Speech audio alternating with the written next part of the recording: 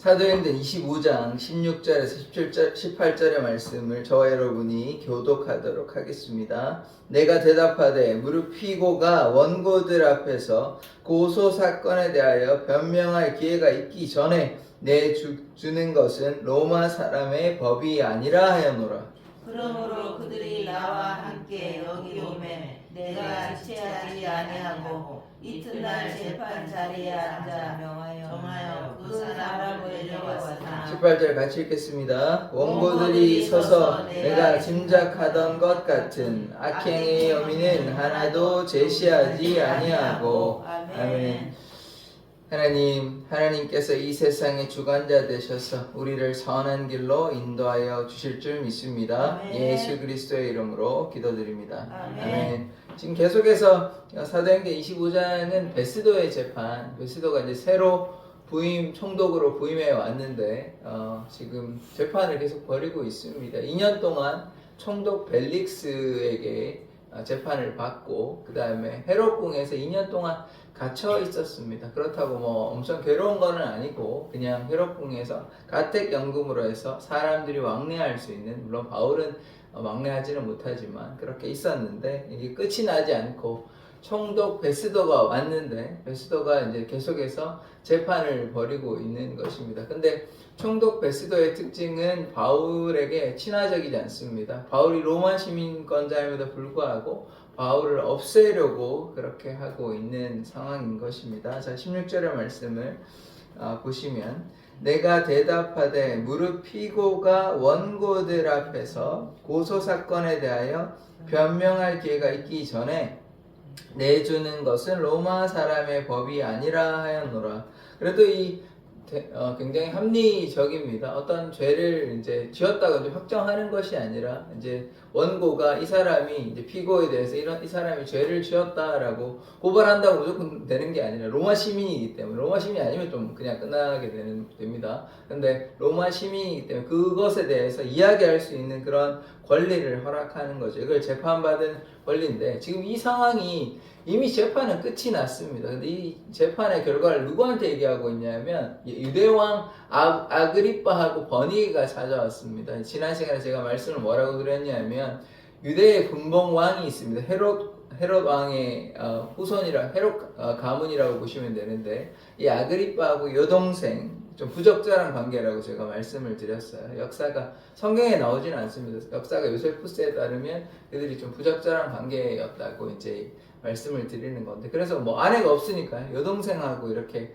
오는데 일부러 뭐 결혼을 안 했습니다. 독신으로 있었으니까요. 무슨 이유인지는 뭐 정확히는 모르겠는데 하여튼 그 사람들이 지금 와서 총독 베스도가 이 바울에 관한 이야기를 하고 있는 중입니다. 재판은 이미 끝이 났고 뭐 이러하다 저러하다 이제 이야기를 하고 있는 중이죠. 그런데 재판을 하는데 원고가 뭐 고발을 했지만 지금 기회를 줘야 될 것 아닙니까? 근데 바울은 자신의 무죄를 입증하니까요.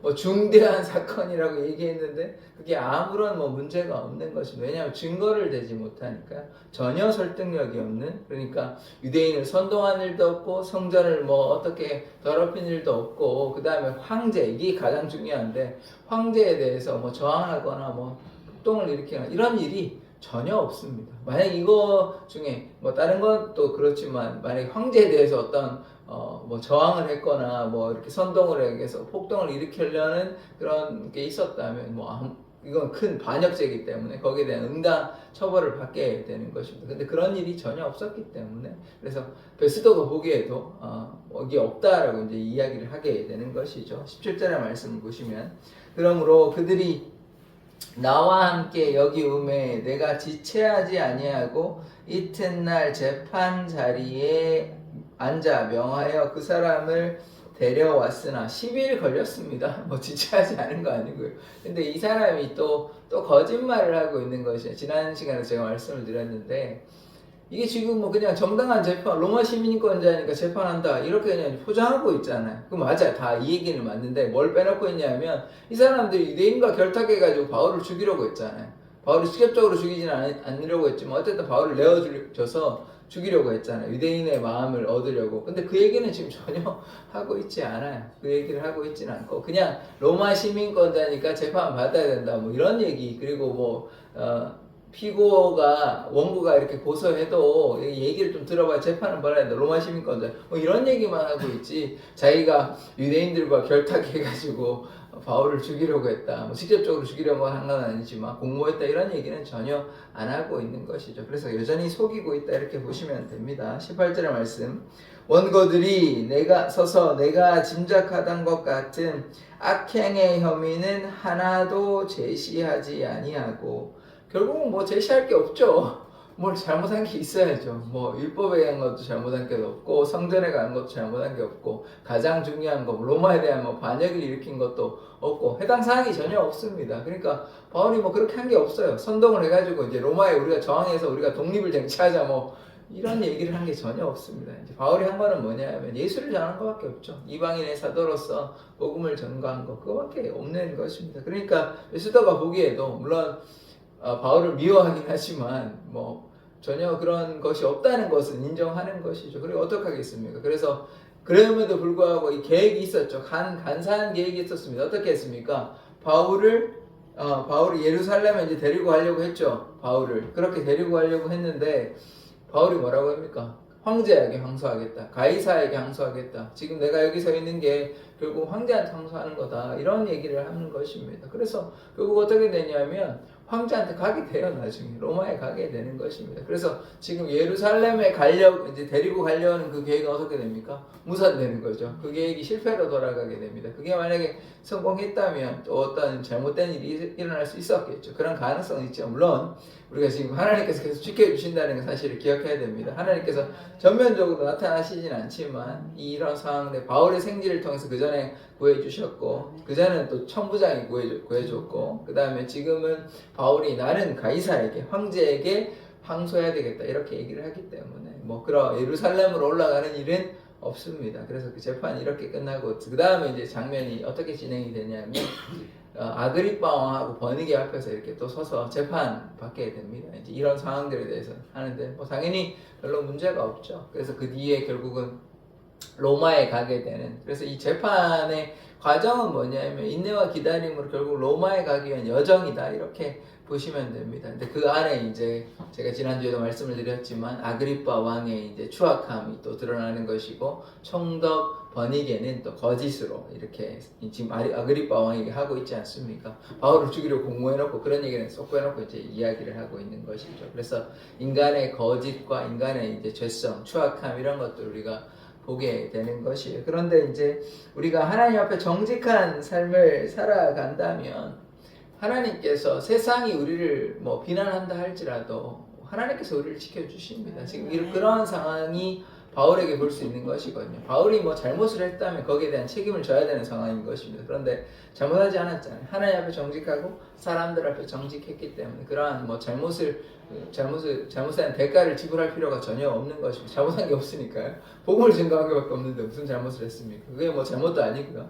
그래서 그런 세상 가운데 우리가 정직한다면 하나님께서 우리에게 재판관이 되셔서 우리 선악간을 심판하십니다. 그러니까 우리가 하나님을 바라보고 나아가는 자 되어야 하는 것이에요. 세상은 세상의 방식대로 이렇게 따라오라고 이렇게 이야기를 할 때가 있습니다. 그리고 뭐 지금은 많이 좋아졌지만 한 30년 전쯤일까요? 그때 뭐 국회의원 하려면 이제 돈 뿌려가지고 그렇게 뭐 당선되기도 하고 그 다음에 어떤 기업 같은 걸 하려 그러면 이제 뇌물을 하고 뭐 접대하고 뭐 이런 식으로 좀 안 좋은 이런 일들을 했지 않습니까? 그런데 우리가 세상의 방식을 똑같이 따라간다면 하나님의 사람은 아닌 것입니다. 그럼 하나님의 사람은 어떻게 해야 정직해야 되죠. 정직해야 좀 당장은 손해 보는 것 같아도 정직해야 되죠. 이게 어떤 일들이 있었냐면 다니엘의 세 친구 있지 않습니까? 다니엘의 세 친구는 뭐 좀 고기 좀 먹어야 되지 않겠냐. 그 고기를 먹고 왕이 준비한 이 음식들을 좀 먹어라 했을 때 무상하게 이렇게 한 거 이런 것들을 이제 하지 않으려고 정결하기 위해서 그런 음식들을 먹지 않고 채소 이렇게 먹고 이랬습니다. 그런데 어떻게 됐습니까? 얼굴이 괜찮았잖아요. 얼굴이 더 건강해 보이고 이랬잖아요. 그러니까 우리가 실제로 다니엘 같은 경우 어땠냐면 또 뭐 그 자기를 구해주지 않는다 그래도 어떻게 했습니까? 사자굴에 들어갔습니다. 뭐 왕에게 뭐 부탁한 일이 없어요. 이거 굉장히 높은 자리에 있음에도 불구하고 왕이여 나를 구해주소서 이렇게 얘기해도 됩니다. 그런데 그렇게 하지 않았어요. 그리고 좀 억울하잖아요. 그런데 하나님을 부인하지 않았습니다. 그러니까 제가 이제 말씀드리고자 하는 바가 뭐냐면 다니엘과 같이 손해 본다고 할지라도 심지어 나의 목숨이 자신의 목숨이 빼앗긴다 손 치더라도 다니엘이 뭐 하나님께서 나를 구해주실 거라 이런 믿음을 가지고 사자굴에 들어간 게 아니에요. 그걸 알면도 불구하고 어떻게 했습니까? 원래 시간대로 기도했거든요. 그렇게 세상과 타협하지 않았지 않습니까? 그리고 다니엘의 세 친구를 우리가 보자면 세상은 이러해야 된다라는 세상의 방식을 요구해요. 고기 좀 먹어야 돼. 아니 제가 지금 건강을 위해서 고기 먹지 마라 이런 얘기하는 게 아니고요. 고기 먹는 거 중요한데 그런데 이거는 세상의 방식이잖아요. 지금 뭐 먹는 걸 얘기하는 게 아니잖아요. 잘못된 것을 할 때는 그렇게 하는 것이 아니라 하나님의 방식으로 하나님 앞에 우리가 정결하고 거룩해야 되거든요. 이게 크리스찬, 우리가 기독교인 하나님 믿는 사람으로 이렇게 살아가야 하는 것입니다. 다니엘의 세 친구도 그렇고 다니엘도 그렇고 바울도 그러했습니다. 바울이 세상과 타협하는 것이 아니라 이제 주님만을 향해 나아가기 때문에 지금 세상의 뭐 독립, 뭐 이스라엘의 독립 이런 거는 그 전에 열심당원이 있었거든요. 이 사람들은 이제 이스라엘의 독립을 위해서 이렇게 애썼던 사람들인데 그러나 바울의 목적은 바울의 삶의 방향은 어디에 있냐면 예수님입니다. 예수님. 하나님을 드러내기 위해서 살아가는 것이지. 지금 뭐 당장 독립한다고 뭐 물론 그것도 어떻게 보면 중요할 수도 있지만 그것보다 더 중요한 것은 무엇이냐면 하나님의 나라 아닙니까? 하나님의 나라. 하나님의 나라를 증거하기 위해서 예수님을 드러내기 위해서 그렇게 살아갔던 삶이라면 그러면 우리는 어떻게 해야 되겠습니까? 우리도 물론 뭐 때로 나라가 힘들고 이렇게 하면 우리가 좀 나서야 하긴 하지만 하여튼 뭐 꼭 또 제가 얘기하면서 자꾸 또 정치적 얘기한 것 같아가지고 하여튼 뭐 그렇습니다. 잘 뭐 분별해야 될 것 같습니다. 저도 잘 모르겠어요. 어디까지 나라 일에 우리가 또 얘기를 해야 되고 뭐 삶에 살아가는 방식이 다 정치적인 거긴 하긴 하지만 우리 뭐 물가 오르는 거 뭐 이런 것들이 다 정치적인 거긴 하거든요. 그러니까 경제적인 문제 여러 가지 문제가 정치적인 거는 맞는데 그게 이제 기독교인으로서 하나님 믿는 사람으로서 어디까지 우리가 이제 얘기를 해야 될지 그거는 뭐 저도 잘 모르겠습니다. 저도 잘 모르겠어 어디까지. 근데 뭐 제가 이제 알고 있는 거는 뭐냐면 우리가 이 땅에 살아가는 것이 정치도 중요하지만 정치보다 하나님을 드러내는 것, 예수님을 따라가는 것이 그것이 저는 더 중요하다고 생각을 합니다. 우리가 목숨에 뭐 위협을 당하고 지금 북한이라면 좀 얘기가 완전히 달라지죠. 우리가 지금 북한에 있으면 이 나라가 좀 뒤집어져야 되는 거 아닙니까? 김정은 정권이 무너져야 되고 뭐 그런 거는 당연한 건데 우리나라가 지금 그러한 상황인가? 뭐 그렇게 보시는 분도 있고 교회가 탄압받는다 이렇게 보시는 분도 있는데 모르겠습니다. 저는 뭐 하나님께서 지금도 사실 뭡니까? 지금 이 시대, 바울 시대도 로마로 탄압받는 상황이거든요.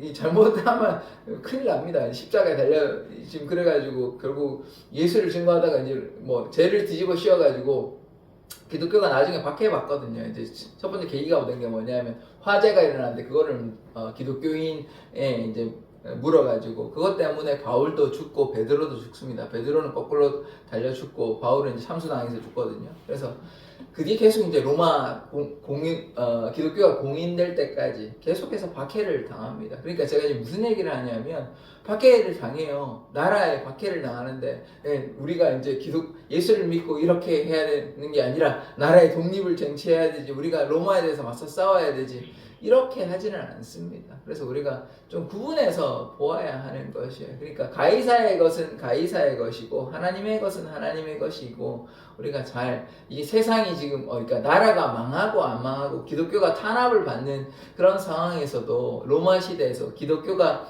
탄압을 당하는 상황에서도 그들이 뭐 독립을 쟁취하기 위해서 그렇게 애썼다기보다는 예수를 증거하고 예수를 따라갔거든요. 그러니까 어떤 면에서는 기독교가 탄압받지 않기 위해서 우리가 기독교가 힘을 모아서 해야 되는 것도 맞습니다만은 이거에 대한 해석은 좀 다른 것 같아요. 다른 것 같아서 어떤 사람들은 지금 뭐 나라가 공산화되고 있다. 그 다음에 차별금지법 이런 얘기하면서 나라가 지금 안 좋아지고 있다 이렇게 보시는 분들도 있고 어떤 분들은 너무 과하지 않냐 이렇게 보는데 그럼 예수를 드러내고 해야 되는 것이 아닌데 너무 정치적인 게 아닌가 이런 이야기를 하는 사람들도 있습니다. 그런데 저는 뭐 이렇고 저렇고 떠나서 예수를 드러내고 예수를 따라가는 것이 우리에게 가장 중요하다고 생각합니다. 심지어 아까도 제가 말씀을 드렸지만 로마의 박해 가운데서도 어떤 정치적인 활동을 한 것이 아니라 예수를 드러내고 예수를 따라갔거든요. 물론 뭐 한 가지만 더 말씀을 드리면 구약의 이 말라기로부터 예수님이 오기 전에 한 400년의 그 성경이 이야기하지 않는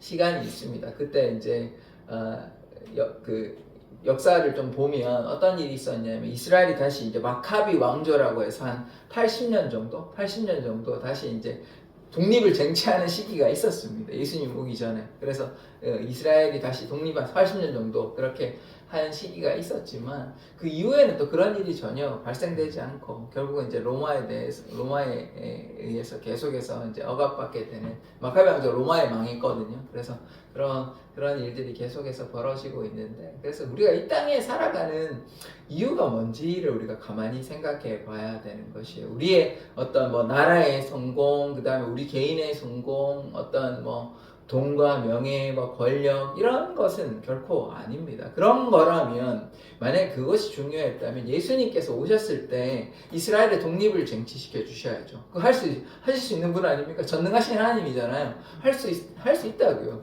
구약에 뭐 300명 가지고 14만 5천 이기고 기도원에 300 용사하고 미디안을 싸우고 이런 일들이 뭐 허다하게 일어나는 것 아닙니까? 하나님이 하시면 여리고성 뭐 7바퀴 돌고 이렇게 하고 나팔 불고 이렇게 하면 무너지는 것 아닙니까? 이게 불가능한 게 아니라는 거예요. 근데 왜?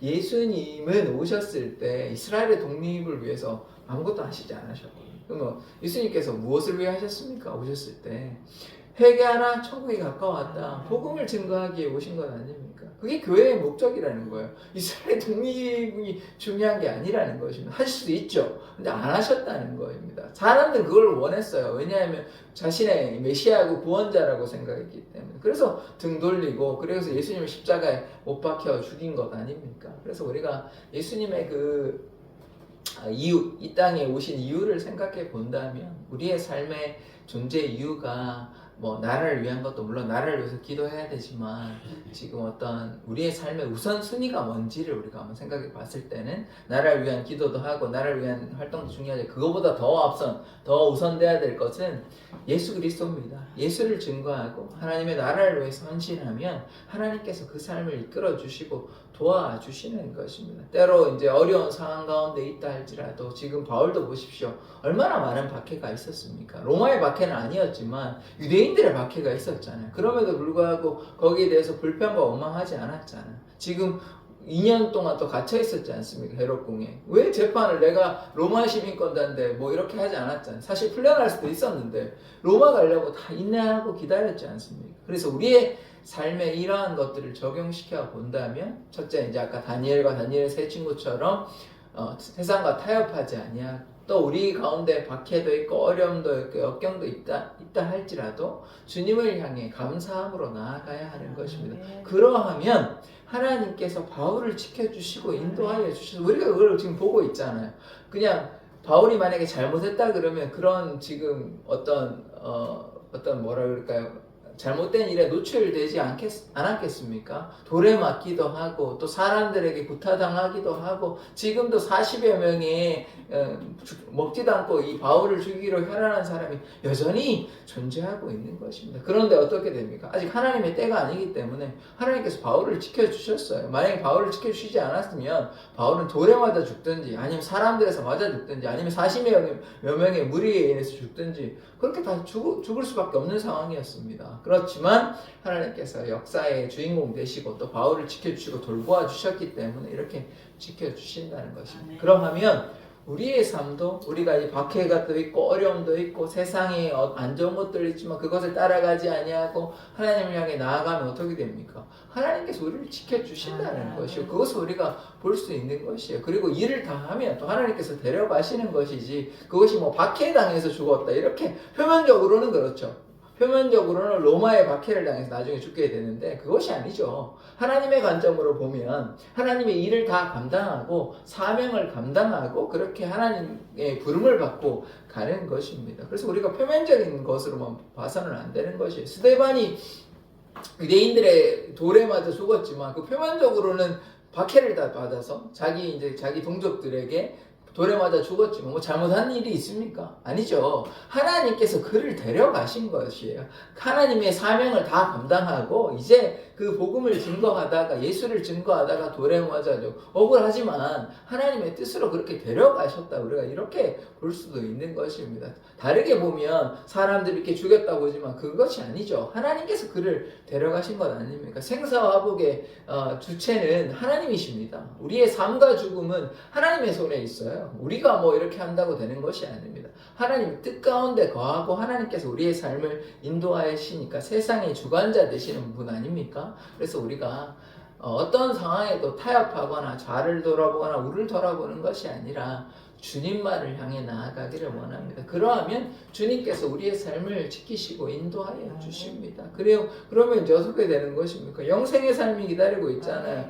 육적인 삶은 스데반을 예를 들자면 또 바울의 삶을 예를 들자면 너무나 괴로움과 고통의 연속이죠. 그러나 그것으로 끝난 것입니까? 그리고 스데반도 그렇고 바울도 그렇고 어떻습니까? 자기가 그렇게 가지 않을 수 있어요. 그렇게 안 해도 뭐 그런 삶 살지 않을 수 있어요. 그렇지만 어떻게 합니까? 자기가 선택한 삶 아닙니까? 예수를 향해서 자기의 삶을 던졌잖아요. 그러니까 결국 어떻게 되죠? 죽기까지 한 거예요. 죽기까지. 바울도 죽었고 스데반도 죽었지 않습니까? 그걸 우리가 뭐라고 부릅니까? 순교자라고 부르죠. 이게 얼마나 믿음이 큰 겁니까? 하나님께서 강제로 그들을 뭐 이렇게 죽인 거예요?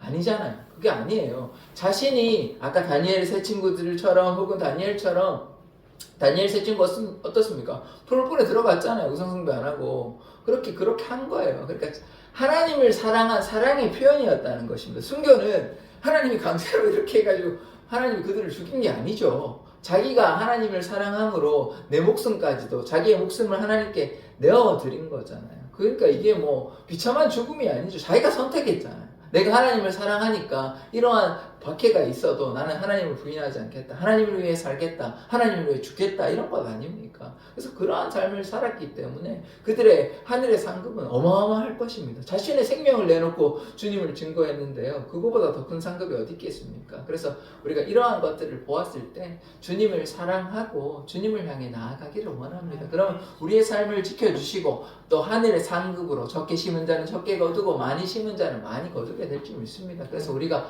행한 대로 일한 대로 하나님께서 갚아주시니까 영원히 한순간 갚아주시는 것이 아니라 그 상급 가지고 영원히 살게 되는 것이에요. 그래서 우리가 이 땅에 살아감이 주님만을 향해 나아가는 삶이 되기를 원합니다. 그것이 하나님께서 우리에게 원하시는 것이에요. 그것이 우리가 사도행전을 통해서 혹은 말씀을 통해서 깨닫게 되는 것입니다. 어려움이 있어요. 역경이 있어요. 어려움을 금방금방 해결해 주지 않습니다. 다니엘 같은 경우에 사자굴에 들어가기 전에 문제를 좀 해결해 주면 너무나 좋잖아요.